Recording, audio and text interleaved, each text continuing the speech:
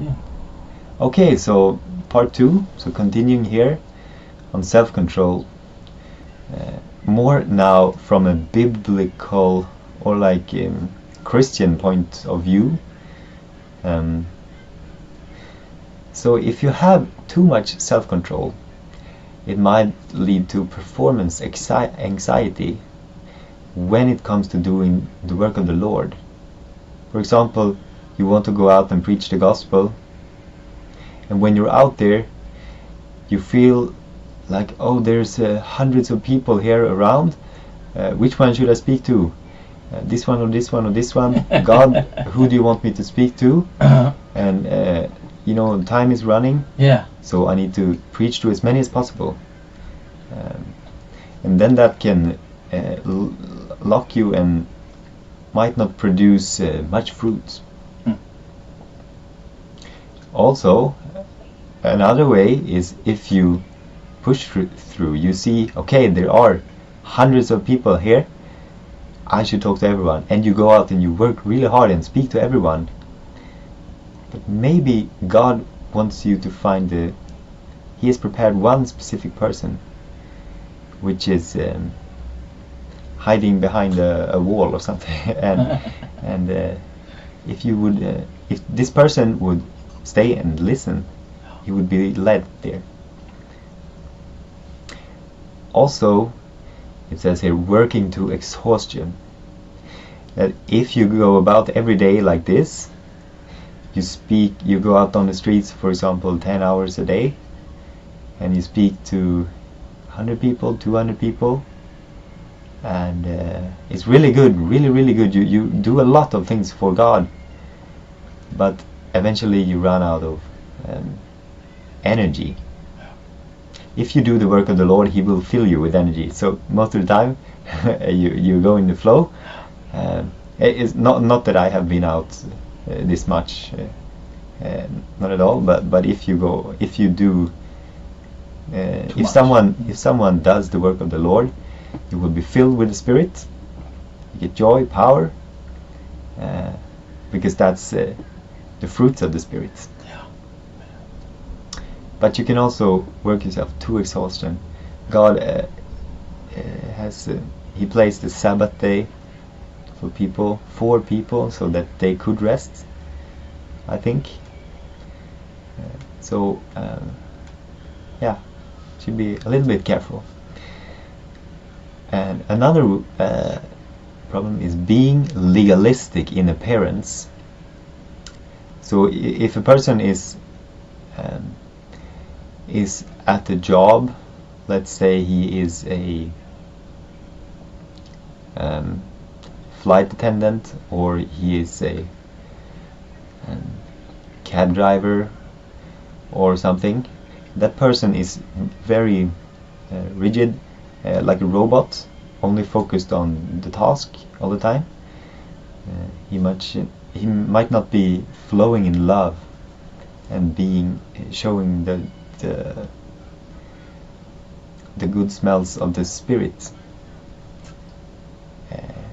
to others. And if he starts to speak, he might be preaching too much legalism and law, and present Christianity in a way that is only about keeping rules and not so much about truth and grace and mercy, which it's also about.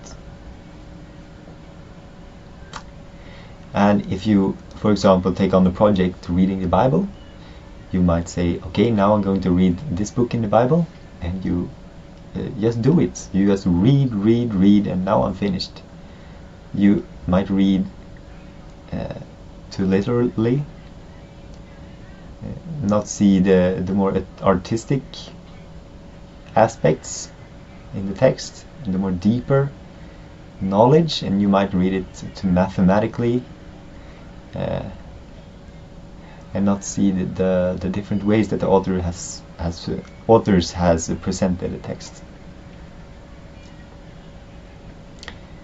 You can also be too selfish,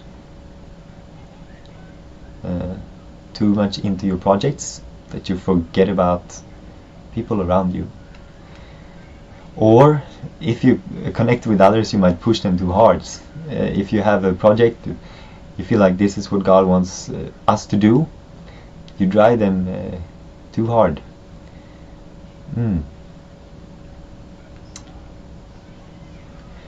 Okay, and the other side of the spectrum is too little self-control. This can be problematic.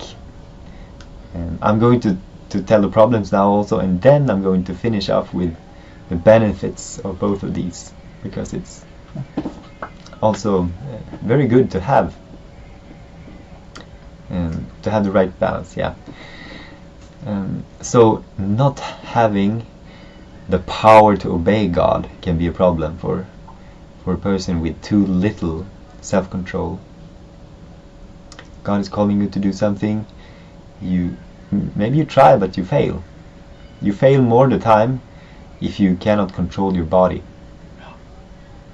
Being too lazy, so that is just saying no at once. No, I can't do it. I'm not able to.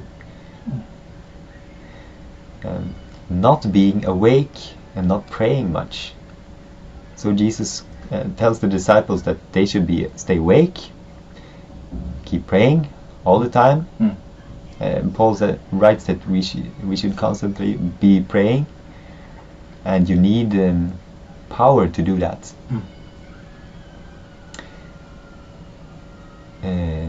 So this also not taking directions and warnings seriously. It could be that God speaks to you, or brothers, sisters speak to you, wants to point you in a certain direction, and maybe you listen, but you let it be, if you are this type of person. Not caring much about others could also be if you're too lazy. You might have the heart, but not really. They will be fine. They will be fine, you could say. But if you're awake, you pray for them, or you go out and help them. So that is what we do. Amen. Right? Amen. All of us do. So, not being a trustworthy person, if you can't accomplish goals, things like that, then you might not show a good witness to the world. And also not being able to have a job, for example, managing life. Okay, so those are some of the bad sides. Then now I want to go, which is what we should focus on always, the benefits. What is the best? What should we do? What should we do? That is what we do. We focus on God instead of the devil. So we focus on the good instead of even looking at the bad things. But I took these examples so that you could recognize if you are sitting in one of these ditches. Now, the benefit of having a lot of self-control is that you could do a lot for the Lord. Really much. Bear a lot of fruit. Help many people. Get many people to heaven. Teach people so that they grow and that they can help others. Yes, you can also be very observant and receptive to God. Hear what He says. Get direction. And that we're gonna talk in the next video here, the part 3.